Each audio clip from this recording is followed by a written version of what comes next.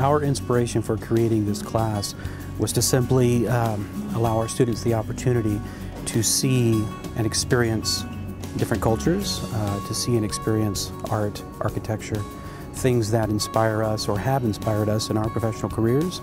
And what better way to do that than to actually physically see it, to touch it, to walk in those steps.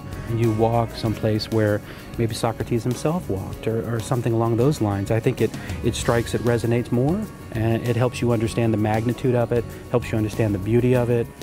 I feel very strongly that, and I mention this a lot, that art imitates life. And for a student to be a prolific artist, they need to live a prolific life. They need to experience things that will inspire them to create art and to become great artists. And so that was our inspiration. When we developed the course, we try to find ways that we can teach together, and we try to make sure that the class culminates in a wonderful experience for the students. So anything we do, we're looking at the end product.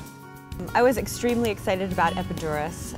That was a really unique setting in Greece, and not only to be able to have that theater, a performance venue, but to have all of our majors come together.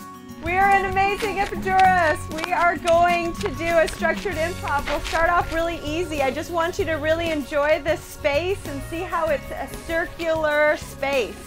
Nice. Now I want you to go to the extreme opposite and think of linear movements, straight-lined movements. How does that move through your body? How do you transition through space? Straight lines. I thought it was a really unique opportunity for both the dancers as well as the non-dancers to just move and create movement and just realize that there's really no wrong when we were doing our improv. And I thought it was a really, really sweet, unique bonding opportunity and moment for all of our students together. Before we go on the tours, we do all the planning. We hire the tour guides. We make sure we're going from point A to point B. We know how many miles we're traveling that day, what hotel we're staying in, what sites we're visiting, every little bit of minutia. We walk around and we say, look at this fountain. This is the name of this fountain. This is who designed this, and this is why they're important. And look at this church. And I enjoy the aspects of walking through different sites and being able to talk to students one-on-one. There's a lot of that happening, which I find really supports Chapman's mission at the end of the day. It's the individualized education. It's also creating wonderful global citizens. I feel that in order to be a global citizen, you need to experience the globe. And to do that, you need to travel. I think you can only learn so much through a textbook. Not until you actually are in the culture and you're in the country and you're meeting the people, you're eating the food, you're seeing the stuff in real life, will it actually affect your life. The course is set up strategically where most of our teaching happens mornings into the afternoon, where students are free in the evening to go to dinner and to meet local people. So what we hope that you gather from it, or a student would gather from it, is the ability to see ancient times during the day. We're studying architecture and art and things like that, and you see how the culture has developed from that. I believe it was 1852, if my recollection is correct, but there were 16 columns. Now one fell, which leaves 15 standing. But I think it's great to be able to see this because you can see how they built columns in sections. Obviously you can't stand a column up, the pure weight of it, there's no way to stand it up. And then you can see the holes in the column like we talked about, where the pieces of iron were put together so that the columns could be put together on one section of a column on top of one another, kind of like Legos.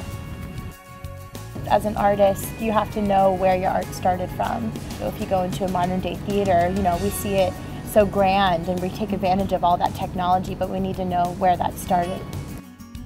One of the things that I learned about was the importance of acoustics for theaters. And at Epidaurus, we got to see that in action, where even just the smallest hand rubbing could be heard at the very back of the audience. And it just was incredible to see that in action.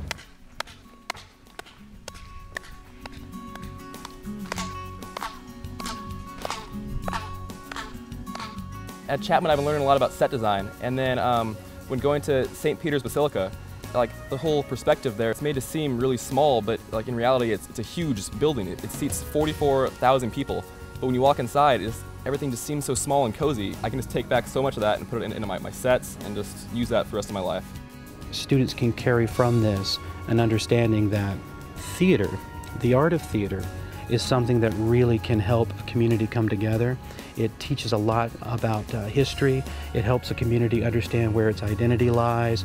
There's so much that theater can do and what it does for a society. I think you get a lot out of this course because not only does it teach you about other cultures, but I think it really helps you learn about yourself as well and helps you become a better, stronger artist, and hopefully that love and passion that you see along this journey will rub off on you and you can put some of that love and passion into your own work.